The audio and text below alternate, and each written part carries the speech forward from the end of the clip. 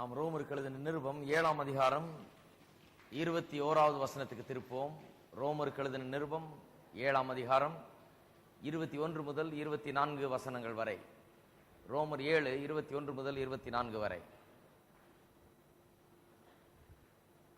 ஆனபடியால் நன்மை செய்ய விரும்புகிற என்னிடத்தில் தீமை உண்டென்கிற ஒரு பிரமாணத்தை காண்கிறேன்.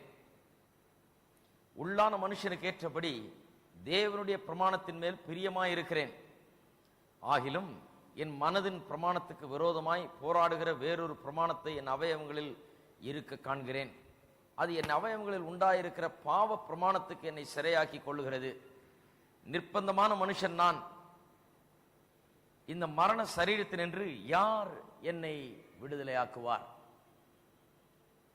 இந்த வசனங்கள் 7ஆம் அதிகாரத்தில் இந்த வசனங்கள் ரோமருக்கு எழுதின நிருபத்திலேயே மிகவும் முக்கியம் வாய்ந்த வசனங்கள் என்று கருதப்படுகிறது. மிகவும் சர்ச்சைக்குரிய வசனங்கள் என்று ஏற்கனவே நான் உங்களுக்கு சொன்னேன்.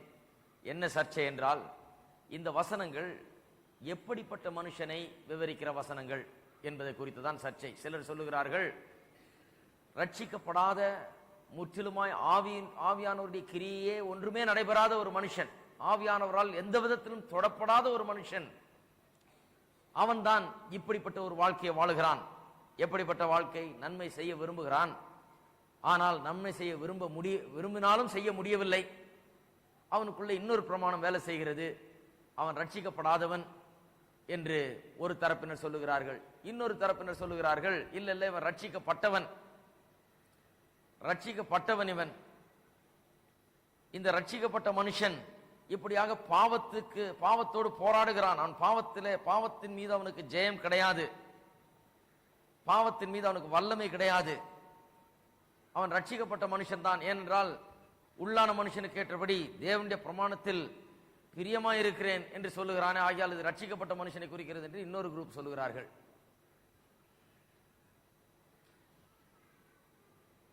ஒன்று ரட்சிக்கப்பட்டவர்களை குறித்து பேசுகிறது என்று சொல்லுகிறார்கள், இன்னொன்று ரட்சிக்கப்படாதவர்களை குறித்து இது சொல்லுகிறது என்று சொல்லுகிறார்கள். ரெண்டுமே தவறு என்பதை காண்பித்தோம். ரட்சிக்கப்படாதவர்கள் என்று சொன்னால் ஆவியானவரால் எந்த விதத்திலுமே தொடப்படாத ஒரு மனுஷன் இப்படி பேசி இருக்க முடியாது. ஏன் இப்படி பேசி இருக்க முடியாது என்ற காரணத்தை போன வாரங்களிலே நான் சொன்னேன். ஆவியானவருடைய கிரியை ஒரு மனுஷனுடைய வாழ்க்கையில் நடைபெறவில்லை என்றால் அவன் கர்த்தருடைய பிரமாணத்தை குறித்து ஒரு வெளிச்சம் இல்லாதவனாய் இருப்பான்.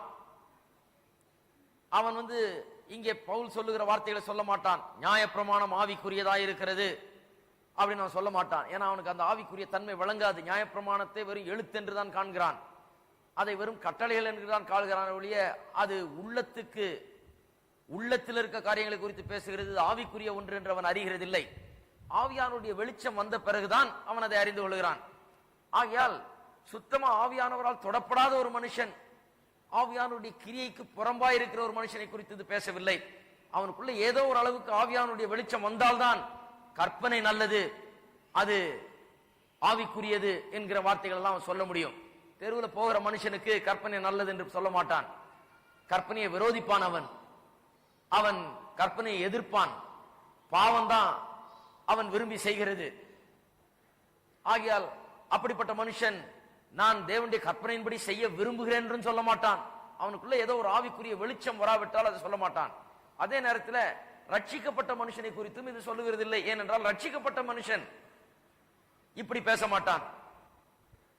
எப்படி இந்த நிலையிலிருந்து என்னை விடுவிப்பவர் யார்? நான் நிர்பந்தமான மனுஷன் அப்படி என்று சொல்லி பாவத்துக்கு தான் இன்னும் அடிமைப்பட்டிருப்பதாகவும், செய்ய நினைப்பதை செய்ய முடியாமல் இருப்பதாகவும், செய்ய வேண்டாம் என்று வெறுக்கிறதை செய்து விடுவதாகவும் அவன் இப்படி பாவத்துக்கு அடிமை என்கிற விதத்திலே ஒரு விசுவாசி பேச மாட்டான். ஏனென்றால் பாவத்துக்கு அவன் அடிமை இல்லை என்று வேதவசனம் முழுக்க போதிக்கிறது. இங்க ரோமர்லேயே 5ஆம் அதிகாரத்தில் ஆரம்பித்து அவர் போதித்துக் கொண்டு வருகிறார். பாவத்துக்கு நாம் அடிமை இல்லை, அந்த அடிமைத்தனத்திலிருந்து விடுதலை ஆகிவிட்டோம், பாவம் நம்மை ஆளாது, இதெல்லாம் தெளிவாய் போதித்து விட்டார். அப்படி பாவம் ஆளாது, பாவத்துக்கு நாம் அடிமை இல்லை என்று சொன்னால் ஒரு மனுஷன் நான் செய்ய விரும்புகிறதை என்னால் செய்ய முடியல, எனக்குள்ள இருக்கிற பாவம் தான் என்ன எப்படி செய்ய வைக்குதுன்னு பேச மாட்டான். பாவத்துக்கு அடிமையா இருக்கிற மனுஷன் பேசுகிற வார்த்தை இது. ஆகையால் முற்றிலுமாய் ஆவியானுடைய கிரியே நடைபெறாத ஒரு மனுஷனை குறித்து சொல்லவில்லை, ரட்சிக்கப்பட்ட மனுஷனை குறித்தும் சொல்லவில்லை. யாரை குறித்து சொல்லி இருக்கிறது என்று சொன்னோம்? ரட்சிக்கப்படுவதற்கு சற்று முன்பு ஆவியானவருடைய பலத்த உணர்த்துதலுக்குள்ளாய் இருக்கிற ஒரு மனுஷனை குறித்து இந்த வார்த்தைகள் சொல்லப்பட்டிருக்கு. அந்த மனுஷனை குறித்த விவரம் தான் இங்க. ஆவியானவர் மனுஷனுக்குள்ள கிரியை செய்ய ஆரம்பித்து விடுகிறார். நாம் யாவருமே ரட்சிக்கப்படுவதற்கு முன்பதாக கொஞ்ச நாளைக்கு முன்னாலே ஆவியானவருடைய கிரியை ஆரம்பித்து விடுகிறது. ஆண்டவர் உணர்த்த ஆரம்பிச்சிடுறாரு. ஒரு வெளிச்சம் நமக்கு கிடைக்கிறது. நாம் தவறு செய்கிறோம், நாம் வாழ்கிறது சரியான வாழ்க்கை அல்ல, நம்முடைய வாழ்க்கை மாற்றப்பட வேண்டும், நம்முடைய வாழ்க்கையில் ஒரு பெரிய தேவை இருக்கிறது, மாற்றம் தேவையா இருக்கிறது, ஒரு வல்லமை தேவையா இருக்கிறது, நாம் பாவத்துக்கு அடிமையா இருக்கிறோம், நாம் செய்ய விரும்புகிறதை செய்ய முடியலையே, நல்லா இருக்கணும்னு பாக்குறோம் இருக்க முடியலையே, பரிசுத்தமா வாழணும்னு பாக்குறோம் முடியலையே, தேவனுக்கு பிரியமா இருக்கணும்னு பாக்குறோம் முடியலையே, இதிலிருந்து என்னை விடுவிப்பவன் யார் என்கிற ஒரு அந்த உணர்வு, உணர்த்துதல் நம்முடைய பாவத்தை குறித்து, அதனுடைய வல்லமையை குறித்து, அதில் நாம் சிக்கி தவித்துக் கொண்டிருக்கிறோம், அதற்கு அடிமையா இருக்கிறோம் என்கிற உணர்வு, அதே நேரத்தில் கர்த்தருடைய பிரமாணம் நல்லது, அதன்படி நான் செய்ய வேண்டும், அதன்படி வாழ வேண்டும் என்கிற உணர்வும் ஏற்படுகிறது. அது எப்ப ஏற்படுகிறது? ரட்சிக்கப்படுறதுக்கு கொஞ்சம் முன்னால ஏற்படுகிறது. நான் சொன்னேன் பவுல் அப்போஸ்தலனுக்கு எப்படி ஏற்பட்டுச்சு. அவர் இயேசுவை சந்தித்த பிறகு தமஸ்குல போய் 3 நாட்கள் சாப்பிட கூட எல்லாமே உட்கார்ந்துட்டு இருக்கார். ஏனென்றால் அந்த உணர்வு அவரை வாட்டி ஆட்டி படைக்கிறது. சாப்பாடு கூட இறங்கல. வந்து அனனியா சுவிசேஷத்தை சொல்லி அவருக்காக ஜெபித்து இவரை ரட்சிப்புகளை நடத்தி ஞானஸ்நானம் கொடுத்த உடனே ஒழுங்கா இருந்துச்சு, சாப்பிட்டார் என்று சொல்லுகிறேன். ஆகையால் இது யாரை குறித்து பேசுகிறது என்று சொன்னோம்? It's talking about a man under the convicting work of the Holy Spirit. பரிசுத்த ஆவியானவருடைய உணர்த்துதலை பெற்றிருக்கிற மனுஷன் அடுத்த ஸ்டெப் ரட்சிக்கப்பட போறான். பரிசுத்த ஆவியின் உணர்த்துதலை பெற்றிருக்கிற மனுஷனை குறித்து இது பேசுகிறது என்று பார்த்தோம். இப்படி பவுல் அப்போஸ்தலன் அதை விளக்கி கொண்டு வரும்போது மறுபடியும் 7ஆம் அதிகாரத்தில் நான் சொன்னபடி பாவத்தை குறித்து நிறைய வெளிப்பாடு இங்கே கிடைக்கிறது நமக்கு. பாருங்கள், நியாயப்பிரமாணத்தை குறித்து தான் விளக்குறார். நியாயப்பிரமாணம் என்ன செய்ய வந்தது என்பதை விளக்குகிறார். குறிப்பாக இன்னும் சொல்ல போனா நியாயப்பிரமாணம் என்ன செய்ய வரல அப்படிங்கறதை விளக்குகிறார். ஏனென்றால் நியாயப்பிரமாணம் ஒரு மனுஷனை பரிசுத்தமாக்க கூடும், நீதிமானாக்க கூடும் என்று எண்ணிக்கொண்டிருக்கிறார்கள் ஜனங்கள். ஒழுங்கா வாழ்ந்தா அவன் தேவனுக்கு முன்பாக நீதிமானா இருப்பான், நல்லவனா இருந்தா சன்மார்க்க நெறியின்படி யோக்கியனாய் இருந்தால் தேவனுக்கு முன்பாக அவன் ஏற்றுக்கொள்ளப்படுவான் என்கிற எண்ணம் மக்கள் மத்தியிலே இருந்தது. புறஜாதிகள் அப்படி எண்ணினார்கள். அவர்களுக்கு 10 கற்பனை இல்லாத போதிலும் ஒழுங்கா வாழ்ந்து யோக்கியமா இருந்தா தேவன் நம்மை ஏற்றுக்கொள்வார், ஆசீர்வதிப்பார் என்கிற எண்ணம் அவங்களுக்கு. the moral man. இன்னொரு பக்கத்தில் the religious man, யூதர்கள், அவர்கள் மதவாதிகள், அவர்கள் 10 கற்பனையை வைத்துக் கொண்டு இதை மேன்மை பாராட்டி கொண்டு இதை செய்து இதன் மூலமா நான் ரட்சிக்கப்பட்டு, இதன் மூலமா நான் பரிசுத்தமா வாழ்ந்து, இதன் மூலமா நான் தேவனுடைய சம்மதத்தையும் அவருடைய பிரியத்தையும் நான் பெற முடியும், அன்பையும் நான் பெற முடியும் என்று அவன் எண்ணிக்கொண்டிருக்கிறான். இந்த moral man and the religious man, இந்த சன்மார்க்க நெறியின்படி யோகியன் இருக்காங்க. அவன் ஒண்ணுமே வேதத்தை பற்றி ஒண்ணும் தெரியலனாலும், கர்த்தரை பற்றி ஒண்ணும் தெரியல, யோகியமா இருந்தா போதும், கர்த்தர் நம்ம ஏற்றுக்கொள்வார் நினைக்கிற மனுஷன். இன்னொரு பக்கம் மதத்தில் இருந்து கொண்டு எனக்கு கர்த்தருடைய கற்பனை தெரியும், இந்த கற்பனையின்படி நான் வாழ்ந்து தேவனிடத்துல நான் சரியாக வாழ முடியும், தேவன் என்னை ஏற்றுக்கொள்வார் என்கிற எண்ணம் இன்னொருத்தனுக்கு. இந்த moral man and the religious man, இந்த 2 விதமான மனுஷரை குறித்தும் இங்கே அவர் 2 பேருக்கும் ஒன்னு விளக்குகிறார். என்ன விளக்குகிறார்? நம்முடைய யோகியதையோ அல்லது கற்பனையின்படி செய்கிறதோ நம்மை நீதிமானாக்க முடியாது. ஏன்னா யாருமே செய்ய முடியாது. கற்பனையின்படி செய்து அதன் மூலமா நீதிமானாகவோ அல்லது பரிசுத்தமாகவோ அது கொடுக்கப்படவில்லை. செய்ய முடியாம தவிச்சு, ஐயோ என்னால செய்ய முடியலையே, எனக்கு உதவி செய்யும் ஆண்டவரே, எனக்கு ரட்சகர் தேவை, இந்த கற்பனைகள் நல்லதுதான், இது பரிசுத்தமானதுதான், இது நல்லதுதான், ஆனால் எனக்குள்ள பாவம் இருக்கிறது என்கிற உணர்வுக்கு மனுஷன் வந்து தேவனண்டையில வர வேண்டும், ரட்சிப்புக்காக தேவனை கேட்க வேண்டும். இயேசுவின் மூலமா தான் ரட்சிப்பு, இதன் மூலமா இல்லைன்றதை விளக்குறதா இங்க சொல்லிட்டு இருக்காரு.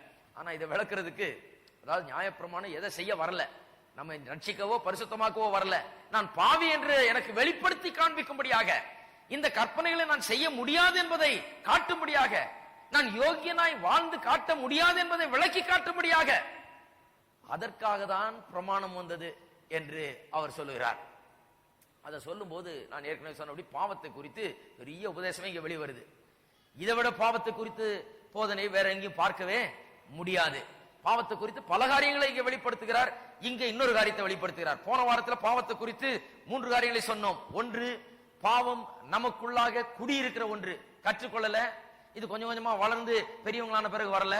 பாவம் நமக்குள்ளேயே பிறக்கும் போதே அது வந்து குடிகொள்ளுகிறது, நம்மை ஆட்டி படைக்கிறது, அதிலிருந்தே நமக்குள்ள இருக்கிறது, பிறப்பிலிருந்தே நாம் பாவிகளா இருக்கிறோம் என்கிறதை போதித்தோம். நமக்குள்ள இருக்கிறது பாவம், நம்முடைய சுவாபத்தின் ஒரு பகுதியாக பாவம் இருக்கிறது. ஏதோ வெளியில இருந்து வந்து அப்படியே ஒட்டிக்கிட்டு இல்ல, அப்பப்ப வந்துட்டு போல, நம்முடைய சுவாபத்தின் ஒரு பகுதியாகவே இருக்கிறது. இரண்டாவது இன்னொன்னு சொன்னோம், பாவம் பொல்லாதது. பாவம் பொல்லாதது. பொல்லாதது என்றால் என்ன? நம்முடைய வில் பவர் அதை காட்டிலும் அது பயங்கரமானது, அதை மேற்கொள்ளுகிறது. நான் வில் பவர்லயே நான் யோகியனா வாழ்ந்து காமிக்கிறேன் என்று சொல்லுகிறவர்கள் முடியாது. ஏனென்றால் வில் பவரை காட்டிலும் பாவத்தின் வல்லமை, சின் பவர் இன்னும் அதிகமான வல்லமை வாய்ந்தது. அது மட்டுமல்லாமல் தேவனுடைய சத்தியத்தை குறித்த வெளிச்சம் கொஞ்சம் வந்துருச்சு. இப்போ சொன்ன இல்லையா, உணர்த்தப்படுகிற மனுஷன் தேவனுடைய கற்பனை நல்லது என்று உணர்றான், அதன்படி செய்யணும்னு விரும்புறான். அப்படி செய்யணும்னு விரும்பி உணர்ந்து அதனுடைய வெளிச்சத்தை ஓரளவுக்கு பெற்றிருக்கிற மனுஷனை கூட பாவம் விட்டு வைக்கிறது இல்ல. வெறும் வெளிச்சம் இருந்தா போதாது, அவன் இன்னும் பாவத்துக்கு அடிமையாதான் இருக்கிறான். வெறும் வெளிச்சம் வந்துட்டதுனால அவன் பாவத்தை மேற்கொள்ள முடியும் என்று அல்ல. அவனுக்கு வெளிச்சம் அல்ல, முதல் அவனுக்கு விடுதலை வர வேண்டும் பாவத்திலிருந்து. அந்த சங்கிலி அறுக்கப்பட வேண்டும், அந்த அடிமைத்தனம் நீங்க வேண்டும். ஆகையால் அவனுக்கு தேவை முதல்ல என்ன? போதனை அல்ல, விடுதலை. சுவிசேஷத்தின் வல்லமை அவனை ரட்சிக்க வேண்டும், விடுதலை ஆக்க வேண்டும். அதன் பிறகுதான் அவனுக்கு வெளிச்சம் வந்தா அது வேலை செய்யும். ரட்சிக்கப்படாத மனுஷனுக்கு வெளிச்சம் வந்தா பிரயோஜனம் கிடையாது. வெளிச்சம் வந்த பிறகு என்ன தெரியும்? ஓஹோ, அது நல்லதுன்னு எனக்கு தெரியுது, ஆனா எனக்குள்ள பாவம் இருக்கு, என்னால செய்ய முடியல, அவ்வளவுதான் முடியும், அவ்வளவுதான் விளங்கும். வெளிச்சம் வந்துட்டதுனால அவன் பாவத்தை மேற்கொள்ள முடியும் என்ற அர்த்தம் கிடையாது. இதெல்லாம் போதித்தோம். இன்றைக்கு இன்னும் அதிகமாக நாம் சொல்ல போகிறோம். அதாவது எப்படி சொல்லுகிறார் இத? நான் செய்ய விரும்பாததை செய்கிறேன், செய்ய விரும்புகிறதை செய்ய முடியாம இருக்கின்றார். ரெண்டு பிரச்சனை அவருக்கு. எதை வெறுக்கிறேனோ அதை செஞ்சிடறேன். ஏன் செய்யறேன்? போன வாரம் சொன்னார், போன வாரம் நான் விளக்கினேன். ஏன் அப்படி செய்யறேன்? செய்ய விரும்பாததை நான் வெறுக்கிறதை ஏன் செய்யறேன்? கர்த்தருடைய பிரமாணம் நல்லது என்று அறிந்திருக்கிறேன், அது பரிசுத்தமானது, அது ஆவிக்குரியது, இதன்படி செய்யணும்னு விரும்புறேன். ஆனால் அதுக்கு எதிராக நேர்மாறாக எதை வெறுக்கிறேனோ அதையே செய்து விடுகிறேன். ஏன் வெறுக்கிறதை செய்கிறேன்னு சொல்றார். ஏன் செய்யறாரா? எனக்குள் குடிகொண்டிருக்கிற பாவம், அதனாலதான் வெறுக்கிறத நான் செய்கிறேன்னு சொல்லுகிறார். இன்றைக்கு அடுத்த சைட பார்ப்போம். போன வாரம் ஏன் வெறுக்கிறத செய்யறோம் அப்படின்னு பார்க்கிறோம். இந்த வாரம் ஏன் செய்ய வேண்டும் என்று விரும்புகிறதை செய்ய முடிகிறதில்லை, செய்ய வேண்டும் என்று விரும்புகிறதை செய்ய முடிகிறதில்லை. இரண்டாவது சைடு இதை பார்ப்போம். ஏன் செய்ய முடிகிறதில்லை என்கிறதை இப்படியாக அவர் விளக்குகிறார். செய்ய வேண்டும் என்று விரும்புகிறதை ஏன் செய்ய முடியவில்லை என்கிறதை 21ஆம் வசனத்திலிருந்து விளக்குகிறார். ஆனபடியால் நன்மை செய்ய விரும்புகிற என்னிடத்தில் தீமை உண்டென்கிற ஒரு பிரமாணத்தை காண்கிறேன். அதான் நன்மை செய்ய விரும்புகிறேன், ஆனா விரும்புற நன்மை என்னால செய்ய முடியல. இதுல இருந்து எனக்கு ஒன்று விளங்குகிறது என்று சொல்லுகிறார். என்ன? இங்க பிரமாணம் என்கிற வார்த்தை தேவனுடைய பிரமாணத்தை குறித்து பேசல. இங்க பிரமாணம் என்கிற வார்த்தை ஏன் உபயோகப்படுத்தப்படுகிறது என்று சொன்னால், எனக்குள்ள இந்த பாவம் எப்படி கிரியை செய்கிறது என்பதை விளக்குகிறார். எப்படி கிரியை செய்கிறதா? ஒரு லா மாதிரி கிரியை செய்கிறது. இந்த பாவம் ஒரு பிரமாணம் மாதிரி கிரியை செய்து. It works just like a law. லா என்று சொல்லுகிறோமே சயின்ஸ்ல, லான்னு சொல்லுகிறோமே, அந்த லா என்றால் என்ன? பிரமாணம் என்றால் என்ன? புவி ஈர்ப்பு பிரமாணம் என்று சொல்லுகிறோம்.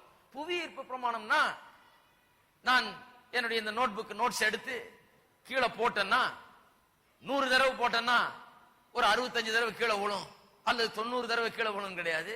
100 தடவை போட்டோம்னா எத்தனை தடவை விழும்? 100 தடவையும் கீழே விழும். அது 100 தடவை விழுந்தாதான் லா, அது நிச்சயமா விழும். இதுக்கு ஒண்ணு ஜெபம் பண்ணி தெரிஞ்சுக்க வேண்டியது இல்ல, யார்கிட்டயா போய் தீர்க்க தரிசனம் கேட்டு இது விழுமா விழாதான்னு கேட்க வேண்டியது இல்ல. எனக்கு தெரியும் இது நிச்சயமா விழும், போட்டனா கீழே விழும். That is the law of gravity, புவி ஈர்ப்பு பிரமாணம். அது வேலை செஞ்சுக்கிட்டே இருக்குது. நான் அதை நம்புறனோ நம்பலையோ அதை பற்றி பரவாயில்ல, எனக்கு அது விளங்குதோ விளங்கலையோ அதை பற்றி பரவாயில்ல. இந்த புவி ஈர்ப்பு பிரமாணம் கிரியை செய்து கொண்டே இருக்கிறது. எனக்கு அது பிடிக்குதோ பிடிக்கலையோ, நம்புறனோ நம்பலையோ, விளங்குலையோ விளங்கலையோ, இதெல்லாம் பிரச்சனையே கிடையாது. ஒருத்தன் எனக்கு விளங்கல, எனக்கு அது வேலை செய்யாது, நான் அதை நம்பல, அதனால எனக்கு வேலை செய்யாதுன்னு 14வது மாடியில இருந்து LIC பில்டிங்ல இருந்து குதிச்சா என்ன ஆகும்? தேடி பீஸா தான் எடுக்கணும் ஆளு. நீங்க நம்புறீங்களா என்னன்ற பிரச்சனை இல்ல, விளங்குதா விளங்கலையான்றது பிரச்சனை இல்ல, பிடிக்குதா பிடிக்கலையான்றது பிரச்சனை இல்ல. அது பிரமாணம், அது வேலை செய்யுது. பாவம் என்கிறது அப்படிப்பட்ட ஒரு பிரமாணம்.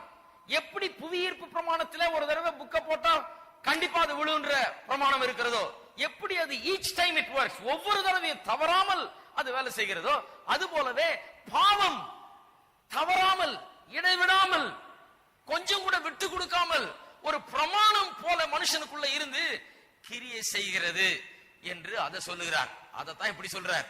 என்ன சொல்றாரு? எனக்குள்ள ஒரு லா மாதிரி வேலை செய்யுது. பிரமாணம் எப்படி வேலை செய்தான்? இது பாவம் எப்படி வேலை செய்தான்? புவியீர்ப்பு பிரமாணம் மாதிரி வேலை செய்துன்றார். எப்படி வேலை செய்யுது? நான் ஒவ்வொரு தடவை நன்மை செய்ய விரும்பும் போதெல்லாம் அதை செய்ய முடியாதபடிக்கு எனக்குள்ள இது ஒவ்வொரு தடவையும் என்னை தடுத்து எனக்குள்ள ஒரு லா மாதிரி கிரியை செய்து எனக்கு தோல்வியை ஏற்படுத்துகிறது. ஆகையால நன்மை செய்ய விரும்புகிற என்னிடத்தில் தீமை உண்டென்கிற ஒரு பிரமாணத்தை காண்கிறேன் என்று சொல்லுகிறார். பிரமாணம்னா அதுதான். இரவு வருகிறது, காலையில பகல் வந்துருச்சு, திருப்பியும் இரவு வரும் என்கிறது நிச்சயம், அடுத்தது மறுபடியும் பகல் வரும் என்கிறது நிச்சயம். இது பிரமாணம். The law of night and day, the law of seasons. ஒவ்வொரு 4 சீசன்ஸ் என்ன சொல்லுவாங்க, பருவம் காலங்கள், இதெல்லாம் கரெக்டா அதாவது நேரத்துக்கு வருது, அது கரெக்டா அப்படிதான் வேலை செய்யுது, அப்படிதான் அது நடக்கிறது. அதன்படியே அது போலவே அது எப்படி அவ்வளவு ஒழுங்காக கிரமமாக கரெக்டாக நடக்கிறதோ, எப்படி இரவும் பகலும் சரியா கிரமமா போகிறதோ நேரத்துக்கு, அது போலவே பாவம் என்கிறது ஒரு பிரமாணம் போல உள்ள இருந்து மனுஷனை ஆட்டி படைத்துக் கொண்டிருக்கிறது என்று பவுலோசன் சொல்லுகிறார். அதைத்தான் சொல்லுகிறார், நான் நன்மை செய்ய விரும்புகிற என்னிடத்தில் தீமை உண்டென்கிற பிரமாணத்தை காண்கிறேன். தீமை உண்டென்கிற பிரமாணம், தீமை உண்டு, அது அங்கே இருக்கிறது, அது எப்போதுமே என் பக்கத்திலேயே இருக்குது, எப்போதுமே இருந்து கொண்டிருக்கிறது, எப்பவுமே நான் நன்மை செய்ய விரும்பும் போது அதற்கு எதிர்ப்பை தெரிவித்துக் கொண்டிருக்கிறது. எத்தனை பேர் அதை நம்முடைய வாழ்க்கையில நாம் பாவத்துக்கு அடிமையா இருக்கிறப்ப உணர்ந்திருக்கிறோம்னு தெரியல. எத்தனை பேர் அதை உணர்ந்திருக்கிறீங்க? நன்மை செய்யலாம் நினைக்கும் போது உள்ள ஏதோ ஒரு சக்தி இருந்து கொண்டு அது நம்ம நன்மை செய்ய விடாமல் தடுத்து எப்படியாவது தீமைக்கே நடத்துகிறது. அது ஒரு சக்தி உள்ள இருந்து வேலை செய்து கொண்டே இருக்கிறது. ஆகையால் முதலாவது காரணம் என்ன சொல்றாரு? உள்ள இருந்துகிட்டு எனக்குள்ள ஒரு லா, ஒரு பிரமாணம் போல வேலை செய்துட்டு இருக்குது பாவம். பாவம் என்கிற பிரமாணம் வேலை செய்துன்றது கிடையாது. அங்க எம்பசைஸ் எதுல இருக்குதுன்னா, பிரமாணத்தை போல வேலை செய்து பாவம். பாவம் லாவை போல வேலை செய்துட்டு இருந்து ஒவ்வொரு தடவை தவறாம வேலை செய்யுது, தப்புகிறதே கிடையாது. அது என்னை விடவே மாட்டேங்குது, என்னை பிடித்து வைத்துக் கொண்டிருக்கிறது, என்னை ஆட்கொள்ளுகிறது, என்னை பாவத்துக்கு உள்ளாக்குகிறது. நன்மை செய்ய விரும்புகிறேன், ஆனா செய்ய முடியல. ஏன்? பாவம் ஒரு லா மாதிரி வேலை செய்துன்றார். இரண்டாவது, ஆவிக்குரிய ஒரு அறிவு, ஒரு வெளிச்சம், ரட்சிக்கப்படுறதுக்கு முன்னாலேயே நான் ரட்சிக்கப்பட வேண்டும், நான் செய்யறது தவறு, நான் பாவி என்கிற வெளிச்சம் கிடைச்சிருது. இந்த ஆவிக்குரிய வெளிச்சம் கிடைச்ச உடனே, அல்லது இந்த பிரமாணம் நல்லது, கற்பனை நல்லது, கற்பனை ஆவிக்குரியதுன்னு சொல்றாரு, அந்த வெளிச்சம் கிடைச்சிருது. கிடைத்தாலும் கூட இந்த பிரமாணம் உள்ள இருந்து கொண்டு இன்னும் வேலை செய்து ரட்சிக்கப்படுற வரைக்கும் இந்த பிரமாணத்திலிருந்து மனுஷன் விடுதலை பெறதே கிடையாது. அது அடுத்த அதிகாரம் வரும்போது அது ரொம்ப அழகா சொல்றார். அடுத்த அதிகாரம் வரும்போது சொல்லுகிறார், ஆனபடியால் கிறிஸ்து இயேசுக்குட்பட்டவர்களா இருந்து மாம்சத்தின்படி நடவாமல் ஆவியின்படி நடக்கிறவர்களுக்கு ஆக்கினை தீர்ப்பு இல்லை. கிறிஸ்து இயேசுவினாலே ஜீவனுடைய ஆவியின் பிரமாணம் என்னை பாவம் மரணம் என்பவைகளின் பிரமாணத்தினின்று விடுதலை ஆக்கிற்று. எந்த பிரமாணம்? கிறிஸ்து இயேசுவினாலே ஜீவனுடைய ஆவியின் பிரமாணம் எந்த பிரமாணத்திலிருந்து விடுதலை ஆக்கிற்று? பாவம் மரணம் என்கிற பிரமாணத்திலிருந்து என்னை விடுதலை ஆக்கிட்டு. அந்த பிரமாணம் போல வேலை செய்துட்டு இருந்தது, இப்ப வேற பிரமாணம் உள்ள வேலை செய்து கொண்டு இருக்கிறது. இப்ப விசுவாசிகள் ஒவ்வொருவரும் வேற ஒரு நிலையில இருக்கிறார்கள். ரட்சிக்கப்படுறதுக்கு முன்னால நம்முடைய நிலை என்ன? உள்ள பாவம் குடிகொண்டிருந்தது. பாவம் ஒரு லா மாதிரி பிரமாணம் மாதிரி வேலை செய்துகிட்டே இருந்தது, தவறாம வேலை செய்துட்டு இருந்தது. புவியீர்ப்பு பிரமாணம் எப்போதும் எப்படி இயங்கி கொண்டிருக்கிறதோ அது போல பாவம் இயங்கி கொண்டே இருக்கிறது, நம்மை இயக்கி கொண்டே இருந்தது உள்ள இருந்துகிட்டு. ரட்சிக்கப்பட்ட பிறகு பாவம் என்ன ஆச்சு? பாவம் இப்ப இல்லையா? பாவமே நம்ம சோதிக்கிறது இல்லையா? நம்ம பாவத்துக்கு அப்பாற்பட்டவர்களாக விடுறோமா? கிடையாது. பாவம் வருது, பாவம் சோதிக்குது, பாவம் நம்ம தொட்டு பார்க்குது, நம்ம இழுத்து பார்க்குது, நம்ம கவர்ந்து பார்க்கிறது. ஆனால் நாம் முன்னே இருந்த நிலையில இல்ல. முன்னே எப்படி இருந்தோம்? அதுக்கு அடிமையா இருந்தோம், அதனுடைய ஆளுகைக்கு கீழே இருந்தோம், அதனால் கட்டப்பட்டிருந்தோம். பாவம் நம்ம கழுத்தை பிடிச்சி இழுத்துட்டு போச்சு, அதனுடைய வல்லமைக்கு உட்பட்டிருந்தோம்.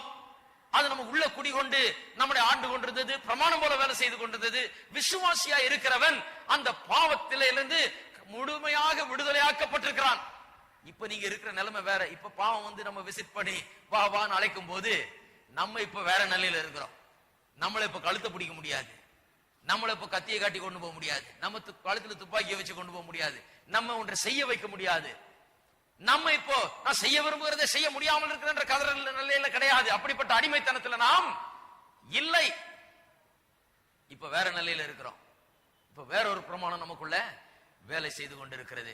ஆனா பாருங்க, ரட்சிக்கப்படுற வரைக்கும் அந்த பாவம் என்கிற பிரமாணத்திலிருந்து விடுதலையே கிடையாது ஒரு மனுஷனுக்கு. எவ்வளவு யோகியனா வாழ பார்க்கலாம், சரி செய்ய பார்க்கலாம், நம்முடைய வாழ்க்கையை சீர் செய்ய பார்க்கலாம், நம்முடைய வில் பவர் மற்றும் நம்முடைய பலவிதமான சக்திகள், மனசக்திகளை உபயோகப்படுத்தி நாம் நல்லவனா வாழ வேண்டும் என்று பார்க்கலாம். அப்படி வாழ வேண்டும் என்று முயற்சி எடுக்கிறவர்கள் எல்லாம் ஒருவேளை சில கிரியைகளை செய்யாமல் இருக்கலாம், பெரிய கொலை செய்யாம இருக்கலாம், திருடாம இருக்கலாம், பொல்லாத காரியங்களை செய்யாம இருக்கலாம். ஆனா அவளுடைய உள்ளத்திலே பாவம் வாட்டுகிறது, ஆட்டி படைக்கிறது என்பதை ஒரு மனுஷனாவது அறியாமல் இருக்க முடியாது. ஏன் சொல்றேன்? ஒருத்தர் திருடாம இருக்கலாம், ஆனா உள்ளத்துல அந்த பேராசையும் அந்த பொருளாசையும் அந்த எல்லா விதமான ஆசையும், திருடனை எந்த ஆசை ஆட்டி படைச்சு திருட வைக்குதோ அந்த ஆசை எல்லாம் இவனுக்குள்ள இருக்குது. சொன்னேன் இல்லையா, 2வது பிரசங்கம் பண்ணார் ஒருத்தர். பிரசங்கம் பண்ணிட்டே இருந்து ஹிட்லரை பற்றி, ஹிட்லர் இவ்வளவு வெறுக்கிறீங்க, ஹிட்லர் பொல்லாதவன் தான், கரெக்ட் தான், இவ்வளவு பேரை கொலை பண்றான், இவ்வளவு அநியாயம் பண்றான், ஆனா ஒண்ணு சொல்றேன்னாரு, அந்த ஹிட்லருக்குள்ள என்ன இருந்து அவனை இயக்குகிறதோ, என்ன பாவ சக்தி இருந்து இயக்குகிறதோ அதே பாவ சக்தி உங்களுக்குள்ள எல்லாருக்குள்ளயும் இருக்குதுன்னு, ஒவ்வொரு மனுஷனுக்குள்ளயும் இருக்குதுன்னாரு. இன்னும் நம்ம ஹிட்லர் மாதிரி வெளி வரல, ஹிட்லர் உருவம் எடுக்கல, இன்னும் ஹிட்லர் மாதிரி நடந்து கொள்ளல. ஆனா அந்த அந்த அத்தனை தீய குணங்களும் அத்தனை தீய எண்ணங்களும், நீங்க சொல்லலாம் எப்படியா, நான் ரொம்ப யோகியா, நான் அப்படிலாம் கிடையாதுயா. எத்தனை பேர் அப்படி எண்ணி இருக்கிறோம்? உள்ள நம்மை வெறுக்கிறவர்கள், நம்மை பாய்க்கிறவர்கள், நமக்கு விரோதமாய் செய்கிறவர்களுக்கு அதை விட 1000 மடங்கு செஞ்சு காமிக்கணும். வெட்டு 1 துண்டு 2 ஆக்கி காமிக்கணும். ஆனா கிறிஸ்தவனா இருக்காங்க, அதனால தான் முடியுறது இல்லைன்னு யோசிக்கிறவங்க கூட இருக்காங்க. நான் சமுதாயத்தில் ஒரு அந்தஸ்துல இருக்கிறேன், ஆகையால நான் செய்ய முடியாதுன்னு யோசிக்கிறவங்க கூட இருக்கிறாங்க. பாருங்க, பாவம் என்கிறது அப்பேற்பட்ட ஒரு சக்தி, உள்ள மனுஷனை சும்மா விடாது. அது உள்ள குடிகொண்டிருந்து ஆட்டி படைக்கிறது. உள்ள இருந்து வெளியேற்றப்பட்ட பிறகும் அது அப்பப்ப வந்து அப்படியே இழுக்குது. இப்படி செய்யலாம், இப்படி பண்ணலாம், அப்படி செய்யலாம், இப்படி பண்ணலாம். உள்ள இருக்கிறப்ப அதுல இருந்து விடுதலையே கிடையாது. ஐயோ நிர்பந்தமான மனுஷன் பவுல் கதற மாதிரி நம்ம கதற வேண்டியதுதான். அது வெளியே வந்த பிறகு அப்படி கதற வேண்டியது இல்லை. ஏன்னா தேவனுடைய ஆவியானவர் இருக்கிறாரு, அதை விட பெரிய பிரமாண வேலை செய்து நமக்கு வெற்றி ஜெயம் உண்டு. பாருங்க, தேவனுடைய கற்பனை குறித்து ஒரு வெளிச்சம் கிடைச்ச பிறகு கூட அந்த பிரமாணம் விடுறதில்லை. வெளிச்சம் கிடைச்சா போதாது, விடுதலை கிடைக்கணும். நான் பாவின்ற வெளிச்சம் கிடைச்சா போதாது, கர்த்தருடைய கற்பனை நல்லதன் வெளிச்சம் கிடைச்சா போதாது, பாவத்திலிருந்து விடுதலை உண்டாக வேணும். அதைத்தான் ரட்சிப்பின் அனுபவம் என்று சொல்லுகிறோம். 22ஆம் வசனத்தை பார்ப்போம். உள்ளான மனுஷனுக்கு ஏற்றபடி தேவனுடைய நியாய பிரமாணத்தின் மேல் பிரியமாயிருக்கிறேன். உள்ளான மனுஷன் படி தேவனுடைய நியாய பிரமாணத்தின் மேல் பிரியமாயிருக்கிறேன் என்று சொல்கிறார். உள்ளான மனுஷன் என்று சொன்னால் எதை குறித்து சொல்லுகிறார்? அடுத்த வசனத்தை வாசித்தால் விளங்குகிறது. ஆகிலும் என் மனதின் பிரமாணத்துக்கு விரோதமாய் போராடுகிற வேறொரு பிரமாணத்தின் அவயவங்களில் இருக்க காண்கிறேன். அப்ப உள்ளான மனுஷன் என்று சொன்னா மனதில் இருக்கிற ஒரு காரியத்தை சொல்லுகிறார். மனதை குறித்து அவர் குறிப்பிடுகிறார். நிறைய பேரு இந்த உள்ளான மனுஷன் சொன்ன உடனே இது புதிய மனுஷனை அல்லது புது சிருஷ்டியா இருக்கிற மனுஷனை, ரட்சிக்கப்பட்ட மனுஷனை தான் இது குறிக்கிறது. உள்ளான மனுஷன் அவனை தான் குறிக்கிறது என்று சொல்லி நினைத்துக் கொண்டு இருக்கிறார்கள். அப்படி நினைத்தால் இது உள்ளான மனுஷன்ல புதுப்பிக்கப்பட்ட மனுஷன், சிருஷ்டிக்கப்பட்ட மனுஷன், புதிதாக சிருஷ்டிக்கப்பட்ட மனுஷன், ரட்சிக்கப்பட்ட மனுஷனுடைய நிலை என்று சொல்லி விடுகிறார்கள். அப்படி நினைச்சா அவ்வளவுதான். ரட்சிக்கப்பட்ட மனுஷன் தினந்தோறும் நான் நிர்பந்தமான மனுஷன், இதுல இருந்து என்ன விடுவிப்பேன் யார் என்று கதறி கொண்டிருக்கிற மனுஷனை போல இருக்கணும். அப்படி கிடையாது, அத வசனம் போதிக்கல. இதுல எதை சொல்லுதோ அதுக்கு மேல சொல்லக்கூடாது. உள்ளான மனுஷன் சொன்னா உள்ள ஆவி மனம் ரெண்டும் இருக்குது. ஆவி ஆத்மா அப்படின்னு சொல்லுகிறோம், மனம்னா ஆத்மா. வெளியான மனுஷன் தான் சரீரம். ஆவி ஆத்மா ரெண்டு உள்ளான மனுஷன். சரீரத்தை பார்க்கிறோம், பாவத்தை செய்கிறோம். சரீரத்துல செய்யும் போதுதான் பாவத்தை பார்க்கிறோம். ஆனா மனதில் இருக்கும்போது பாவத்தை பார்க்கிறது கிடையாது. மனதை பார்க்க முடியாது. மூளையை வேணா எடுத்து பார்க்கலாம், தலையை பிளந்து மூளையை எடுத்து வேணா கையில பிடிச்சு பார்க்கலாம், அதை வேணா போட்டோகிராஃப் பண்ணலாம், அதை வேணா ஸ்கேன் பண்ணலாம், எல்லாம் பண்ணலாம். மூளையை பார்க்கலாம், ஆனா மனதை பார்க்க முடியாது, எண்ணங்களை பார்க்க முடியாது, அதுக்குள்ள ஓடிக்கொண்டிருக்கும் சிந்தையை காண முடியாது. ஆகையால் தான் அதை உள்ளான மனுஷன் என்று சொல்லுகிறார்கள். இங்கே ஆவியை குறித்து சொல்லவில்லை, புதுப்பிக்கப்பட்ட மனுஷனை குறித்து சொல்லவில்லை, ரட்சிக்கப்பட்ட மனுஷனை குறித்து சொல்லவில்லை, புது சிருஷ்டியா இருக்கிற மனுஷனை குறித்து சொல்லவில்லை. உள்ளான மனுஷன் சொன்னா மனதளவில் ஆவியானுடைய வெளிச்சம் அவனுக்குள்ள வீசி இருக்குது. ஆவியானவர் வெளிச்சம் போட்டு காட்டி இருக்கிறார். என்ன வெளிச்சம்? நீ பாவி, ஆனா தேவன் நல்லவர்.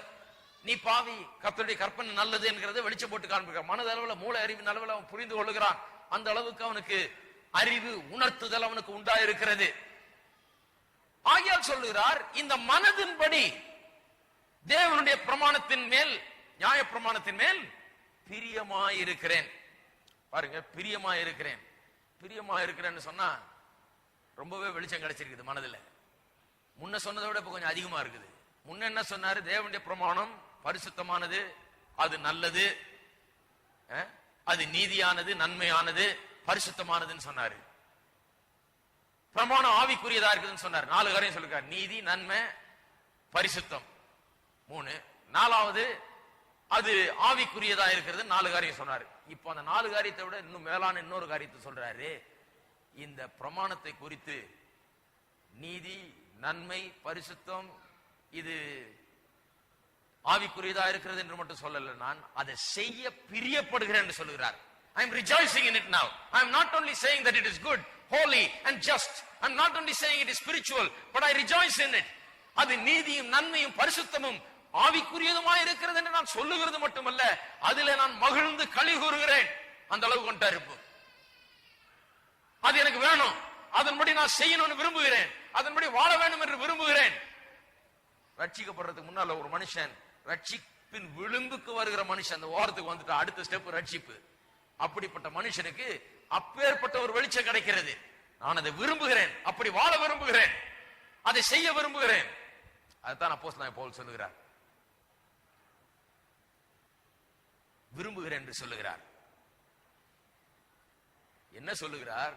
இந்த மனமானது ஆவியானவரால், ஆவியானவருடைய ஒளி அங்க வந்து கிடைச்சிருக்கு. எனக்கு பிரமாணம் நல்லது, ஆவிக்குரியது, நீதியானது, நன்மையானதுன்னு புரியுது. அதுக்கு மேல பிரமாணத்தை விரும்புகிறேன், அதன்படி செய்ய விரும்புகிறேன், நான் இன்றைக்கு அதன்படி வாழ விரும்புகிறேன் என்று சொல்லுகிறார்.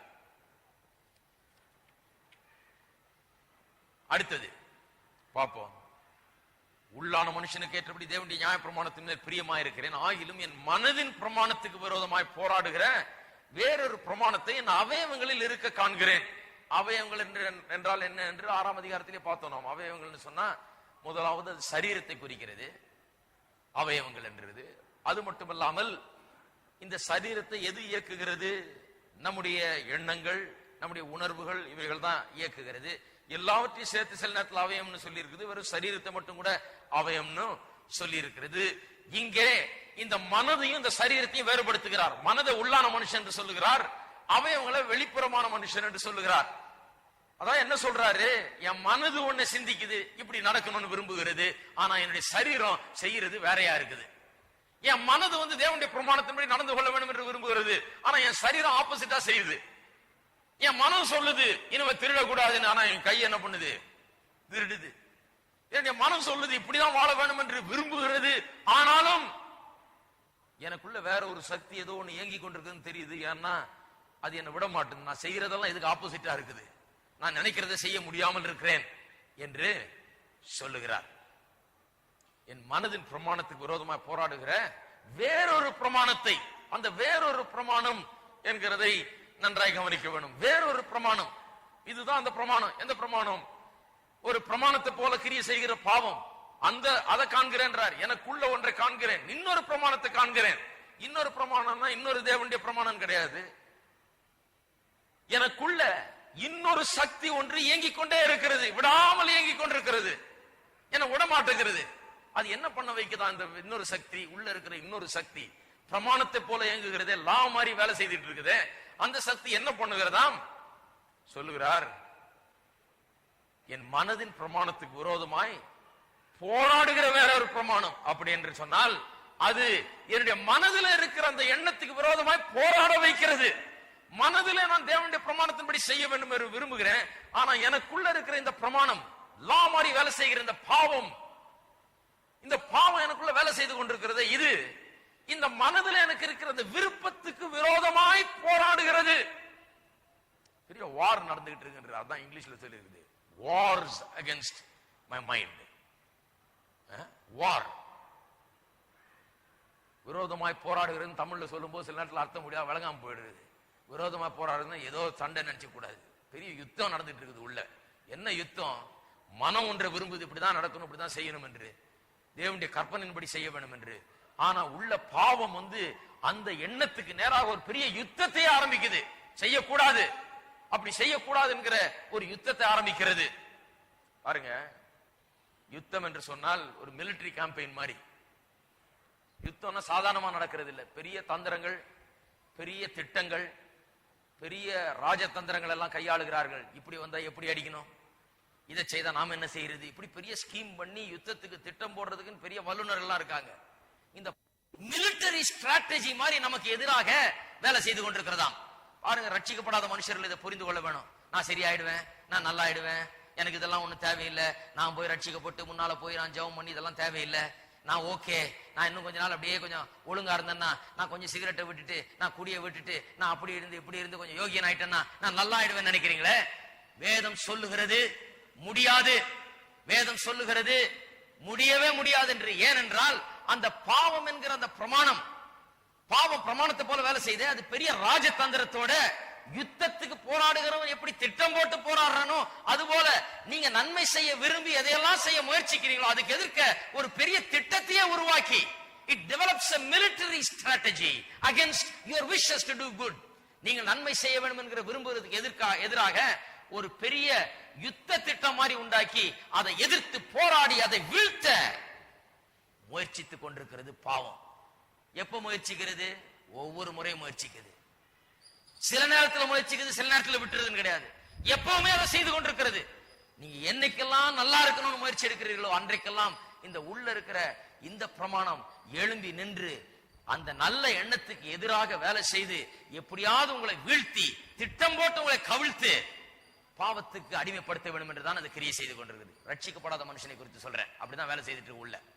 நிறைய பேருக்கு அது புரியறது இல்லை. பாருங்க, நிறைய பேருக்கு அது புரியறது இல்லை. அதனாலதான் பாருங்க, சுவிசேஷ பிரசங்கத்தில் வெறும் சிகரெட்டை விட்டுரு, நீ குடியை விட்டுரு, நீ அதை விட்டுரு, இதை விட்டுரு, don't chew, don't spit, don't drink, don't smoke, don't breathe எல்லாம் சொல்லிடுறாங்க.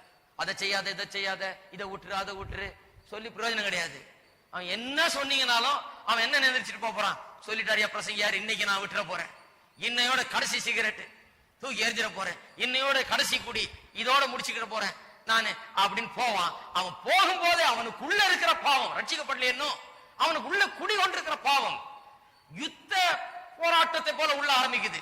ஆஹா, நீ விடுறியா, நான் பாக்குறேன் எப்படி விடுறேன்னு. நீ விட போறியா, உனக்கு ஒரு திட்டம் வச்சிருக்கிறான், அங்க போனா ரெடியா காத்துட்டு இருக்கிறான், இந்தாப்பா குடி சிகரெட். இல்ல நான் விட்டுட்டேன்பா, அட பரவாயில்ல, ஒண்ணு குடிக்கலாம், ரொம்ப குடிக்கூடாது, ஒண்ணு குடிச்சுக்கோ, எப்பவாவது ஒண்ணு குடிக்கலாம் பரவாயில்ல. ஒரு ஆள் இந்த டி அடிக்ஷன் ப்ரோக்ராம்ல இருக்கிறார், பார்க்க போனேன். அதாவது இந்த குடி போதையில் இருக்கிற அடிமையா இருக்கிறவங்களுக்கு மறுவாழ்வு கொடுக்கிற ப்ரோக்ராம். இதுல போய் பார்க்க போனா சொல்றாரு மனுஷன், என்னையா மருந்தெல்லாம் சாப்பிட்டு நல்லா ஒழுங்கா இருக்கிறியா, எல்லாம் சரியா இருக்கா அப்படின்னா, சாப்பிடுறேன், ஆனா அந்த ஒரு மருந்து கொடுக்குறாங்க, அது சாப்பிட்டா என்ன ஆகுதான், அப்புறம் குடிச்சா ஒரு மணி நேரத்துக்குள்ள ஆஸ்பத்திரியில் வரணும், செத்து போயிடுவோமா, அது ஏதோ வயலண்ட் ரியாக்ஷன் மாதிரி ஆகி அப்படியே ரத்தங்கத்தெல்லாம் கக்கி ஆளை ஒரு வழி பண்ணிடுமா அந்த ஒரு மாத்திரை. அது எல்லாருக்கும் என்னன்னு தெரியுது, எனக்கு சொல்லிட்டாங்க, அதை மட்டும் தனியா எடுத்து வச்சிருக்கிறேன். ஏன்னா என்னைக்காவது ஒரு நாள் ஒரு பார்ட்டின்னு போனா லேசா கொஞ்சம் குடிக்க சொல்லும் இல்லையா, அப்படி லேசா குடிக்கும் போது திடீர்னு ரத்தம் கக்கி செத்துறக்கூடாது, அதுக்காக இந்த மருந்து தூக்கி ஓரமா வச்சுட்டு மீதி மருந்தெல்லாம் சாப்பிட்டுட்டு இருக்கிறான் மனுஷன். பாருங்க, உள்ள இருக்கிற குடி கொண்டிருக்கிற பாவம் இதை செய்யுது. இவனை இப்படி செய்ய சொல்றது யாரு? அவங்க கத்து கொடுத்தா, இவங்க கத்து கொடுத்தா, அந்த பாவம் குடி கொண்டிருக்கிற பாவம் திட்டம் தீட்ட ஆரம்பிச்சு. நீ வந்துட்டியா, சரியாகணும் பாக்குறியா, நீ நல்லாகணும் முயற்சி எடுக்கிறியா, பெரிய திட்டத்தையே வச்சிருக்க, உன்னை விட மாட்டேன், இன்னைக்கு நீ உருப்பட விட மாட்டேன், உன்னை பிடிச்சு உன்னுடைய வாழ்க்கையை சீர்குலைக்காம விட மாட்டேன்னு சொல்லி பாவம் திட்டம் போட்டு இட் வார்ஸ் அகைன்ஸ்ட் இட், அதுக்கு எதிராக ஒரு பெரிய யுத்த திட்டத்தையே உருவாக்கி அவனை கவிழ்க்கும்படியாக அது முயற்சி எடுத்துக் கொண்டிருக்கிறது. வெறும் யுத்தம் பண்றது மட்டும் இல்ல, கவிழ்த்தே போட்டு அடிமையாக்குகிறதுனே வேதம் சொல்லுது. அடுத்த ஸ்டெப் பாருங்கள், என் மனதின் பிரமாணத்துக்கு விரோதமாய் போராடுகிற வேறொரு பிரமாணத்தை என் அவயவங்களில் இருக்க கண்டேன். நிறைய பேர் இதை வாசித்து என்ன சொல்றாங்க, ஒரு போராட்டம் ஒண்ணு இருக்குது அவ்வளவுதான், ஒரு டெண்டன்சி இருக்குதுன்றாங்க. கிடையாது, அது என் அவயவங்களில் உண்டாயிருக்கிற பாவ பிரமாணத்துக்கு என்னை சிறையாக்கி கொள்ளுகிறது. அதாவது இந்த பாவம் என்கிற சக்தி உள்ள குடிகொண்டிருக்கிறதுன்னு மட்டும் இல்ல, இது உள்ள ஒரு பிரமாணம் போல வேலை செஞ்சுக்கிட்டே இருக்குது. எப்பவுமே நம்ம கவுக்கிறதுக்கு, நம்ம பாவம் செய்ய வைக்கிறதுக்கு நம்ம பாவ கிரியைகளை ஈடுபடுத்துறதுக்கு வேலை செய்து கொண்டே இருக்கிறது மட்டும் இல்ல, வேலை செய்யறது மட்டும் இல்ல, முயற்சி எடுக்கிறது மட்டும் இல்ல, அது ஒவ்வொரு முறையும் வெற்றியை காணுகிறது. இருக்கிறீங்களா? மனுஷனுக்குள்ள இருக்கிற பாவம் அவனை ஜெயிக்க விடுகிறது இல்ல, இது ஒவ்வொரு முறையும் அவனை வெற்றியை காணுகிறது. எல்லாம் பாருங்க, நான் பேச பேச எல்லாம் யாருக்கும் ஒன்னும் தெரியாதவங்க மாதிரி உட்கார்ந்துருக்கீங்க. எனக்கெல்லாம் அதெல்லாம் ஒண்ணும் தெரியாதுங்க, அந்த பிரச்சனையே இல்லைங்கிற மாதிரி இருக்கு உங்களை பார்த்தா. நான் ஒருத்தர் தான் ஏதோ இதெல்லாம் அனுபவிச்சு பேசுற மாதிரி இருக்கு. கொஞ்சம் நல்லா தான் பாருங்களேன். எல்லாருமே அதை அனுபவிச்சிருக்கிறோம், எல்லாருமே முயற்சி செய்து பார்த்து பவுலப்போஸ்தலமான அவனை போல நிர்பந்தமான மனுஷன் நான், இதிலிருந்து என்னை விடுதலை ஆக்குகிறவன் யார் என்று கதறி இருக்கிறோம். கதறின பிறகுதான் ரட்சிப்பு. எல்லாமே இந்த பாவத்துக்கு நாம் அடிமையா இருந்திருக்கிறோம் என்கிற உணர்வை பெற்றிருக்கிறோம். அந்த உணர்வை பெறாத ஒரு மனுஷன், அவன் எவ்வளவு பெரிய ரிலிஜியஸ் மேனா இருந்தாலும் சரி, மாரல் மேனா இருந்தாலும் சரி, அவனுக்கு ரட்சிப்பு வழி இல்ல. ரட்சிப்பு வேணும்னா முதல்ல இந்த இடத்துக்கு வரணும், கதறணும். முதல்ல இந்த நிர்பந்தமான மனுஷன், பாவத்திலிருந்து எனக்கு விடுதலை இல்லையே, நான் என்ன செய்தாலும் தப்ப முடியலையே, இந்த பாவம் உள்ள இருந்துகிட்டு திட்டம் போட்டு என்ன கவுத்து கொண்டே இருக்கிறது, நான் நல்ல எண்ணமா இருக்குதா, நான் செய்ய முடியலையே, ஏன் செய்ய முடியல? ரட்சிப்பு தேவை. ரட்சிக்கப்பட்டு பாருங்க, அப்புறம் தெரியும். ஒருத்தர் சொன்னார், நான் குடியெல்லாம் விட்டுறேங்க, அப்புறம் நான் கோயிலுக்கு வந்துடுறேங்க. நான் சொன்ன வரவே மாட்டீங்க நீங்க. எப்படி அப்படி சொல்லிட்டீங்க? நான் வந்து காமிக்கிறேங்க. வேதம் சொல்லுது நீங்க வந்து காமிக்க முடியாதுன்னு. எவ்வளவு அப்படி நிச்சயமா எனக்கு வில் பவர் ரொம்ப இருக்குதுங்க. நான் சொன்ன நீங்க வரவே மாட்டீங்க. எப்படி இவ்வளவு நிச்சயமா சொல்றீங்க? எனக்கு தெரியுங்க, வேதம் போதிக்குது, உங்களுக்கு உள்ள இருக்கிற பாவம் உங்களை சும்மா விடாது. ஏன் சபைக்கு கூப்பிடுறேன்? வந்தீங்கன்னா இந்த சுவிசேஷத்தை போதிப்பேன். சுவிசேஷத்துல தான் வல்லமை இருக்குது. இந்த வல்லமை உங்களை தொட்டுச்சுன்னா இந்த பாவத்தின் கொடூர சக்தியிலிருந்து விடுதலை ஆகிடுங்க. அந்த சங்கிலி அறுக்கப்படும். இந்த இருளின் ராஜ்யத்திலிருந்து விடுதலையாகி ஒளியின் ராஜ்யத்துக்குள்ள வருவீங்க. அதுக்கு தான் வாங்கன்ற. நீங்க விட்டுட்டு வரேன்னா அப்புறம் என்னத்துக்கு ரட்சிப்பு உங்களுக்கு? உங்களால விட முடியும்னா விட்டுங்க, உங்களால யோக்கியமா இருக்க முடியும்னா இருந்துங்க. அதுக்கு இயேசுநாதரே தேவையில்லை. அவர் வர வேண்டியதில்லை உலகத்துக்கு, அவர் சிலுவையில மரிக்க வேண்டியதில்லை, உயிர் தள்ள வேண்டியதில்லை, ரத்தம் சிந்த வேண்டியதில்லை, ஒண்ணுமே செய்ய வேண்டியதில்லையே. முடியாததுனாலதான் அவர் செய்திருக்கிறாரு. ஹலோ, இருக்கிறீங்களா? என்னால முடியாதுன்ற நிலைக்கு மனுஷன் வரணும், அப்புறம் தான் ரட்சிப்பு. யுத்தம் பண்றது மட்டும் இல்ல, ஜெயிக்குதான். இந்த என்னை சிறையாக்கி கொள்ளுகிறது என்கிற அந்த வார்த்தை கேப்டிவிட்டி இங்கிலீஷ்ல வருது. It takes me captive. அதுக்கு அர்த்தம் என்ன? அந்த கேப்டிவிட்டி என்கிற வார்த்தைக்கு அர்த்தம் என்னவென்றால், அதாவது ஒரு ஈட்டியை வைத்து ரெண்டு பேர் போராடுவது போல ஒரு பிக்சர். அங்க ஒரிஜினல் லாங்குவேஜ்ல, மூல பாஷையில, கிரேக்க மொழியில பார்த்தா சிறையாக்குகிறது என்கிற வார்த்தை எதுல இருந்து வருதான்? ஈட்டி வச்சு போராடுறாங்க ரெண்டு பேர். அந்த காலத்துல ரெண்டு பேர் சண்டை போடுறாங்க. ஒருவன் இன்னொருவனை மேற்கொள்ளுகிறான். இந்த சண்டையில ஜெயிக்கிறான். எப்படி ஜெயிக்கிறான்? அவனை போட்டு அடிச்சு கவுத்து கீழே போட்டு மிதிச்சு ஈட்டியை கொண்டு போய் கழுத்துல வைக்கிறான். ஜெயிச்சாச்சு. ஜெயித்தோட சும்மா விடுறது இல்ல, அவனை எந்திரிக்கிறான். எந்திரிச்சு இப்ப நான் சொல்றபடி செய், நேரம் அங்க போன்றான். ஏதாவது அங்க எங்க நகர்ந்த குத்திடு வேண்டாம், நான் சொல்றதுதான் செய்யணும், வேற ஒண்ணும் செய்ய முடியாது. அவன் அப்படியே கழுத்துல ஈட்டி அப்படியே போறான். இவன் ஈட்டிய கழுத்துல வச்சுக்கிட்டு எங்கெங்க அவன் நடத்துறானோ, என்னென்ன செய்ய சொல்றானோ அதெல்லாம் செய்துட்டு போறான். அதத்தான் அந்த அர்த்தத்துல தான் இங்க சொல்லி இருக்கிறது. என்னை சிறையாக்கி கொள்ளுகிறது என்று சொல்கிறாரே, என் அவயவங்கள் உண்டாயிருக்கிற பாவ பிரமாணத்துக்கு என்னை சிறையாக்கி கொள்ளுகிறது என்று சொல்லும் போது, பாவம் வந்து போராடி உங்களுடைய மனதின் பிரமாணத்துக்கு எதிராக போராடி அந்த உங்களுடைய நல்லெண்ணங்களை வீழ்த்தி உங்களை சிறைப்படுத்தி உங்க கழுத்துல கத்திய வச்சு அல்லது தலையில துப்பாக்கிய வச்சு, இன்னைக்கு சொல்ற, இன்னைக்கு லாங்குவேஜ்ல சொல்ல போனா துப்பாக்கிய வச்சு, போ நான் சொல்றதெல்லாம் செய்யு, மரியாதை அப்படி நடந்துக்கோ, அதை செய்யு, இதை செய்யு, உட்காரு, எந்திரி, இப்படி செய்யுன்னு சொல்லுதான். அதுதான் பாவத்தின் கொடூர சக்தி. நிறைய பேருக்கு இந்த பாவத்தை குறித்த உபதேசமே சரியா வழங்கல. உலகத்துல மனுஷனை பார்க்கும்போது லேசா நினைச்சிடாதீங்க. அவர் கொஞ்சம் லேசா கொஞ்சம் சரியானார்னா சரியாயிடுவாரு. லேசா சரியானாலும் சரியாக மாட்டார். ஹலோ, லேசா சரியாறதெல்லாம் சரியாக முடியாது. பாவத்தில் சிக்கி கொண்டு அதுக்கு அடிமையாயிருந்து அதுக்கு சிறைப்படுத்தப்பட்டு அதனுடைய வல்லமையிலிருந்து மீள முடியாத நிலையில தான் மனுஷன் இருக்கிறான். இதை விட வேற விளக்கம் பாவத்தை பற்றி கிடையாது. வேற எந்த விளக்கம்? குறைவான விளக்கங்கள். சிறைப்படுத்துகிறது. அவன் உதவியற்றவனாக இந்த ஈட்டி கழுத்தில் இருக்குது, விரோதி பின்னால் இருந்து இவன் ஆட்கொள்ளுகிறான், செய்ய சொல்றான், செய்யறான். வேற ஒண்ணும் வழியே இல்லை. உதவியற்றவனாக, பலனற்றவனாக, தன்னை காத்துக் கொள்ள முடியாதவனாக, விடுவித்துக் கொள்ள முடியாதவனாக, விடுவித்துக் கொள்ள முடியாத நிலையிலே அவன் இருக்கிறான். அதுதாங்க, அதுதான் பாவம். எப்பேற்பட்ட விளக்கம் பாருங்க. அப்ப என்ன சொல்றாரு? ஆனபடியால் நன்மை செய்ய விரும்புகிற இடத்தில் தீமை உண்டென்கிற பிரமாணத்தை காண்கிறேன். ஏன் நன்மை செய்ய முடியலனா, நினைக்கிறத ஏன் செய்ய முடியல? நன்மை செய்யணும்னு நினைக்கிறேன், முடியறதில்லை. ஏன்னா எனக்குள்ள பிரமாணம் மாதிரி வேலை செய்யுது பாவம். டான் வேலை செய்யுது, விட மாட்டேங்குது. என்ன பண்ணுது? உள்ளான மனுஷனுக்கு ஏற்றபடி தேவனுடைய பிரமாணத்தின் மேல் பிரியமா இருக்கிறேன். எனக்கு பிரியம் தான் இருக்குது, உள்ள மனதுல பிரியம் இருக்குது. எனக்கு வெளிச்சம் வந்துருச்சு. தேவனுடைய பிரமாணம் நன்மையானது, நீதியானது, பரிசுத்தமானது, ஆவிக்குரியதுன்னு அறிகிறேன். ஆனாலும் என் மனதின் பிரமாணத்துக்கு விரோதமாய் போராடுகிற, வார் பண்ணுகிற இன்னொரு பிரமாணம் என் அவயவங்களில் இருக்க காண்கிறேன். அப்படின்னு என்ன அர்த்தம்? என் சரீரத்துல செய்கைகளை பார்க்கும்போது எனக்கு வெளிப்படுகிறது. அவயவங்களில் இருக்க காண்கிறேன்னா என் கை கால் செய்யறத பார்த்தாலே எனக்கு வழங்குது வேற ஒரு பிரமாணம் உள்ள இருக்குதுன்னு. அதுதான் சொல்றாரு.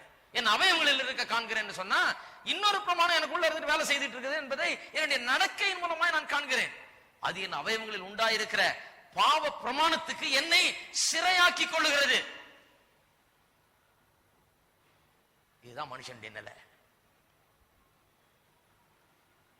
அடுத்த வசனம் இதை சொல்லி முடிக்கிறேன். நிர்பந்தமான மனுஷன் யார்? நிர்பந்தமான மனுஷன் நான். இந்த மரண சரீரத்தினின்று யார் என்னை விடுதலை ஆக்குவார்? இது ரட்சிக்கப்பட்ட மனுஷனை குறித்து பேசுதுன்னு சொல்றவங்க இது என்ன சொல்லிடுறாங்க? ரட்சிக்கப்பட்ட மனுஷன் வளர்ந்து ஆவிக்குரிய ஜீவித்துல, the saved man at his best, அதாவது ரட்சிக்கப்பட்ட மனுஷன் சிறந்த ஆவிக்குரியவனா இருந்தா கூட இந்த நிலையில தான் இருக்க முடியும். அவன் தான் அப்படி கதறிட்டு இருப்பானா? யாரு? நல்ல ஆவிக்குரிய ஜீவித்துல வளர்ந்து நல்லா வந்த மனுஷன் எப்படி கதறுவானா? நிர்பந்தமான மனுஷன் நான் அப்படின்னு. அவனுக்கு அதுக்கு மேல போக முடியாது. ஆவிக்குரிய ஜீவித்துல ஒரு அளவுக்கு மேல போக முடியாதுங்கிறது அவருடைய எண்ணம். அவன் ஆவிக்குரிய ஜீவித்தை வாழ வாழ அவனுக்கு என்ன வழங்குதான்? பாவம் தான் எனக்குள்ள இருக்குது, பாவம் தான் என்ன ஆட்கொள்ளுது, பாவம் என்ன சும்மா விட மாட்டேங்கிறது, நான் செய்ய விரும்புறதை செய்ய விட மாட்டேங்கிறதுன்னு நினைச்சு அவன் கதறுவானா? யார்? ரட்சிக்கப்பட்ட மனுஷன். நிர்பந்தமான மனுஷன் நான். இந்த மரண சரீரத்தினின்று யார் என்னை விடுதலை ஆக்குவார்? இந்த மரண சரீரத்திலிருந்து விடுதலை ஆக்குவார் யார் கேட்டது. அதை வச்சுட்டு என்ன பண்ணிட்டாங்க? அப்பேற்பட்ட ரட்சிக்கப்பட்ட மனுஷன் ஆவிக்குரிய ஜீவித்துல முன்னேறினவன் ஒரு ஜெனித், ஒரு உச்சி நிலைக்கு அடைஞ்சிடறான். அந்த நிலையில கூட அவனுக்கு பாவத்திலிருந்து முழுமையான விடுதலை கிடையாது. அதனாலதான் கதறான். எப்ப விடுதலை உண்டாகும்? அவன் மரிக்கும் போது, செத்த பிறகு விடுதலை உண்டாகும். இத நம்புனீங்கன்னா போச்சு, அவ்வளவுதான். இத நம்புனா இப்பவே வெளியே போய் பாவம் செய்ய ஆரம்பிச்சிருவீங்க. சொல்லிட்டாருங்க, பாவம் விடாதுன்ட்டாரு, எல்லாம் ஒண்ணும் முடியாதுன்ட்டாரு. எப்படி போனாலும் அது திட்டம் போட்டு அது காலை கவுத்து ஆளை ஒழு பண்ணிடுன்றாரு. இதுக்கு எதிர்த்து போராடி பிரயோஜனம் கிடையாது, அதுதான் ஜெயிக்கும்ட்டாரு. ரட்சிக்கப்பட்ட மனுஷனுடைய நிலைதான். எவ்வளவுதான் ஆவிக்குரிய ஜீவித்துல முன்னேறினாலும் பாவத்தை மேற்கொள்ள முடியாதுன்னு சொல்லிட்டாரு. மரணத்துக்கு பிறகுதான் பாவத்தை மேற்கொள்ளணும்னு சொல்லிட்டாரு. ஆகையால பேசாம போய் பாவம் செய்து டெய்லி மன்னிப்பு கேட்க வேண்டியதான் அப்படிங்கிற நிலைக்கு வந்துருவோம். கிடையாது. பாருங்க, தப்பான உபதேசம் இருந்தா தப்பான வாழ்க்கைக்கு அது நடத்தும். சில நினைக்கிறாங்க, என்னத்துங்க உபதேசம், எதுக்கு இவ்வளவுதான் போதிக்கிறாரு அவரு, இவ்வளவு ஆழமா எடுத்து விளக்கி விளக்கி சொல்றாரு, தேவைதானா? ஏதோ ஆறுதலா 2 வார்த்தை சொல்லி அனுப்புவானாமா ஜனங்களை. ஆறுதலா 2 வார்த்தை சொல்லி சொல்லி அனுப்பிதான் இன்னைக்கு ஜனங்க அப்படி இருக்கிறாங்க. எப்படி இருக்கிறாங்க? அப்படியே மூக்கால அழுதுகிட்டே வருவாங்க. இங்க அந்த நேரத்துல ஆறுதல் கிடைக்கும், அப்படியே போவாங்க. அங்க போயிட்டு அடுத்த நாள் திருப்பி அதேதான் ஆரம்பிக்கும். வாழ்க்கையே தப்பா இருக்குது. சரியான உபதேசம் இருந்தா தானே வாழ்க்கை சரியா இருக்கும். சரியான உபதேசம் இருந்தா தானே வாழ்க்கையில வெற்றி இருக்கும். சரியான உபதேசம் இருந்தா தானே சரியான ஒரு ஜெயம் இருக்கும். பிசாசின் மீது பாவத்தின் மீது ஜெயம் இருக்கும். ஏன் இந்த உபதேசம், ஏன் இவ்வளவு ஆழமா போதிக்கிறோம், ஏன் இதை எவ்வளவு திட்டவட்டமா எடுத்து சொல்லுகிறோம், ஏன் பாவத்தை குறித்து இவ்வளவு ஆழமா போதிக்கிறோம் என்று சொன்னால் அதை விளங்கிக் கொள்ள வேண்டும். விளங்கிக் கொள்ளும் போது விடுதலை. நிறைய பேர் இப்படி சொல்லிடுவாங்க, நிர்பந்தமான மனுஷன் யாருன்னா ரட்சிக்கப்பட்ட மனுஷன் தான், அவனுக்கு பாவத்தில் விடுதலையே கிடையாது, செத்தாதான் விடுதலை. அவன் எந்த நிமிஷம் சாகுறானோ அன்னைக்கு அவனுக்கு இந்த பாவ சரீரத்திலிருந்து விடுதலை, ஆகியால் பாவத்திலேயே விடுதலைன்றாங்க. கிடையாது. ரட்சிக்கப்பட்ட மனுஷன் இப்படி ஒரு கதற மாட்டான். எப்படி கதற மாட்டான்? நிர்பந்தமான மனுஷன் நான், அது சொல்ல மாட்டான். முதல்ல நீங்க நிறைய பேர் ஜபத்துல அப்படி சொல்லிருக்காங்க, ஆண்டவரே நான் பாவி, பாவியிலையும் பாவி, பொல்லாத பாவி, நான் அழுக்கு கந்த தூசி குப்பை, நான் ஒண்ணும் இல்லாத பாவி, நான் மோசமான பாவி, நான் பாவத்துக்கு அடிமை, சிக்கிட்டு இருக்கிற ஆண்டவரே, நிர்பந்தமான மனுஷன் நானு, wretched person I am. கேட்டா சொல்லுவாங்க, அப்போஸ்தலன் பவுலே ஜெபம் பண்ணிட்டாருங்க. அப்படி அவர் ஜெபம் பண்ணல, அவர் ரட்சிக்கப்படுறது கொஞ்சம் முன்னால அவர் இருந்த நிலையை சொல்றார். அந்த நிலைக்கு வந்தாராம். எப்ப? ரட்சிக்கப்படுறதுக்கு கொஞ்சம் முன்னால. wretchedness என்ன அர்த்தமாம்? ரொம்ப பிரயாசப்பட்டு முயற்சி எடுத்துட்டு அதன் நிமித்தமாக ரொம்ப களைப்பாகி சலிச்சு போகிற ஒரு நிலை. பவுல் அப்போஸ்தலன் தன்னுடைய சுய நீதி பிரமாணத்தை செய்து அதன் மூலமா நீதிமானாகிறது, யோகியனா இருக்கிறது எல்லாம் செய்து பார்த்துட்டார். ரொம்ப பிரயாசம் பண்ணி அளவு கடந்த முயற்சி எடுத்துட்டு எல்லா முயற்சிக்கு பிறகும் என்னால முடியலன்ற விரக்தி, சலிப்பு, எனக்குள்ள இந்த சக்தி இல்ல, பலன் இல்ல, பாவம் திட்டம் போட்டு எனக்கு கவுக்குது டெய்லி, என்னால முடியல, இந்த பாவம் என்கிற சக்தியை ஆட்கொண்டு கொண்டிருக்கிறது என்கிற நிலைக்கு வந்து அப்பதான் சொல்றாரு நிர்பந்தமான மனுஷன் நான். விசுவாசி தினந்தோறும் ஜெபம் பண்றது இல்ல. அப்படி ஹலோ இருக்கிறீங்களா? அதனால தினந்தோறும் போய் ஜெபம் பண்ணிட்டு இருக்காதீங்க. நிர்பந்தமான மனுஷன் நான் ஆண்டவரே, பவுல் அப்போஸ்தலன் போலயே நிர்பந்தமான, அப்படின்னா ரட்சிக்கப்படலன்னு அர்த்தம். என்ன ரட்சிக்கப்பட்ட மனுஷன் அப்படி சொல்ல மாட்டான். நிர்பந்தமான மனுஷன் நான், இந்த மரண சரீரத்தில் என்று யார் என்னை விடுதலை, அவன் யார் என்ன விடுதலை ஆக்குவார்னு தெரியாத மாதிரி கத்தவும் மாட்டான். ஏன்னா அவனுக்கு ரட்சிக்கப்பட்டவனா இருந்தா இதுல இருந்து விடுதலை ஆக்குறவர் யாருன்னு ஏற்கனவே தெரியும். இயேசு கிறிஸ்துவின் மூலமாய் ரட்சிப்பை பெற்ற யாருமே யார் என்னை விடுதலை ஆக்குவார் என்ற சத்தம் போட மாட்டாங்க.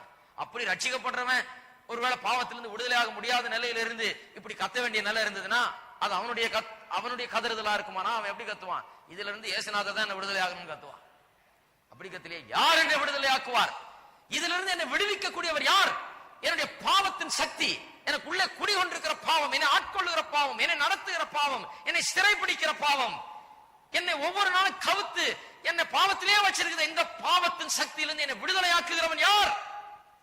தெரியல, யாருன்னு தெரியல. இயேசு கிறிஸ்து தான் விடுதலை ஆக்குகிறவர். இயேசுவின் ரத்தம் தான் பாவங்களை சுத்திகரித்து கழுவுகிறது. இயேசுவின் சிலுவை மரணத்தின் மூலமாக தான், அதை விசுவாசிப்பதன் மூலமாகவே நமக்கு ரட்சிப்பு உண்டாகிறது. வேற வழியே கிடையாது. உலகத்தில் எந்த மார்க்கமோ மதமோ போதனைகளோ குருக்களோ எந்த சாமியாரோ எந்த ஒரு மனுஷனோ இந்த பாவத்தின் சக்தியிலிருந்து மனுஷனை விடுதலையாக்க முடியாது. நீங்க போலாம், 1000 மைல் பிரயாணம் பண்ணலாம், போய் நல்ல யார்கிட்ட சாமியார்கிட்ட குருஜி கிட்ட உட்கார்ந்து போதனை கேட்டு வரலாம். அங்க போய் ஆசீர்வாதம் வாங்கிட்டு வரலாம், காலை தொட்டு வாங்கலாம், இல்ல அவர் காலை தலைமையில வச்சு கொடுக்கலாம், எப்படியும் கொடுக்கலாம். எப்படி செய்தாலும், கீழே விழுந்து வாங்கினாலும் நின்னு வாங்கினாலும் என்ன பண்ணாலும் இந்த பாவ சக்தியிலிருந்து விடுதலையை எந்த மதம் மார்க்கமும் போதிக்க முடியாது. இது இயேசு கிறிஸ்துவின் மூலமாக மட்டுமே உண்டு. போயிட்டு பிரயாணம் பண்ணிட்டு தண்ணியில முழுகிட்டு அங்க எல்லாம் சுத்திட்டு கீழே விழுந்து எந்திரிச்சு எல்லாம் பண்ணிட்டு வந்த பிறகு என்ன? பாவ சக்திக்கு விடுதலையே கிடையாது. மனுஷனுக்குள்ள இருக்கிற பாவம் என்கிற சக்தி இருக்கு, விடுதலையே கிடையாது. இயேசு ஒருவர் தான் பாவத்திலிருந்து விடுதலையாக்க முடியும். அது எப்படியா சொல்லலாம்? ருசித்து பாருங்கள். இன்னைக்கு வந்து பாருங்க, இயேசுவை ஏற்றுக்கொண்டு பாருங்க, பாவத்திலிருந்து விடுதலை கிடைக்குதா இல்லையான்னு பாருங்க. இந்த பாவத்திலிருந்து விடுதலை அந்த வல்லமையினால் மட்டுமே முடியுமே ஒழிய வேற எந்த வல்லமையினாலும் முடியவே முடியாது. ஆக இது ரட்சிக்கப்பட்டவனை குறித்து பேசல, மரணத்துக்கு பிறகு பாவத்திலிருந்து விடுதலைன்னு சொல்லல. ரட்சிக்கப்படாத ஒரு மனுஷன், ரட்சிக்கப்படுகிற அந்த நேரத்துக்கு வந்து விட்ட மனுஷன், ஆவியானவரால் உணர்த்தப்படுகிற மனுஷன் இப்படி கதறுகிறான். இன்றைக்கும் ஒரு நிமிஷம் நாம் கவனிப்போம். இன்றைக்கும் இயேசுவை ஏற்றுக்கொள்ளாதவர்கள், இன்னும் இயேசு தங்களுடைய உள்ளத்தில் வரவில்லை, பாவத்திலிருந்து விடுதலை கிடைக்கவில்லை, ஒருவேளை பொல்லாத காரியங்களை செய்யாமல் இருக்கலாம். யாரா நிறைய பேர் செய்யறதில்லை. உலகத்தின் பார்வையிலே யோகியர்களாய் நாம் தோணலாம். ஆனாலும் பாவம் நமக்குள்ள குடிகொண்டிருக்கிறது, நம்மை ஆட்டி படைக்கிறது என்கிறதை மறுக்க முடியாது. அந்த பாவத்தின் எண்ணங்கள், உணர்வுகள், அந்த பாவத்தின் சக்தியை நாம் ஒவ்வொருவரும் உணர்ந்து கொண்டுதான் இருக்கிறோம் வாழ்க்கையில். அது என்ன நமக்கு விளங்கும், அதை யாரும் மறுக்கவே முடியாது. இதிலிருந்து விடுதலை என்ன? அதைத்தான் சொன்னேன், இயேசு கிறிஸ்து தான் விடுதலை கொடுக்கிறவர். அடுத்த வாரம் போதிப்போம். அவரால் மட்டும்தான் விடுதலை, வேற எந்த விடுதலையும் கிடையாது. இதுக்கு மத மார்க்கம் கிடையாது, இதுக்கு எந்த விதமான வேற நிவாரணம் கிடையாது. தேவனாகிய கர்த்தர் இயேசுவின் மூலமாக செய்த ஒரே பாவ நிவாரணம் தான் இதை சரி செய்ய முடியும்.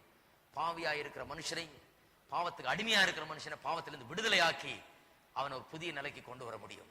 அந்த பாவத்திலிருந்து விடுதலை ஆகலைன்னா என்னதான் திணறினாலும் ஒண்ணும் முடியாது. துப்பாக்கி முனையில பாவம் பிடிச்சிருக்குது, பலத்த சக்தி ஆட்கொள்ளுகிறது, வில் பவரை காட்டிலும் மேலானது. நம்முடைய சொந்த சக்தியால முடியாது, போதனைகளால முடியாது. ஏதோ ஒரு ஆவிக்குரிய வெளிச்சம் வந்துட்டா போதாது, விடுதலை வர வேண்டும். விடுதலை வந்த பிறகு ஆவிக்குரிய சத்தியங்களுடைய வெளிச்சம் கிடைச்சதுன்னா பெரிய ஜெயத்திலையும் வெற்றியிலையும் நாம் நடக்கலாம். எல்லாருடைய கண்களும் மூடி இருக்கட்டும், தலை வணங்கி இருப்போம். எனக்கு இன்பம் மேதன கேட்டால் நான் காரணம் சொல்வேன், என் பாவம் நீங்கிற்றே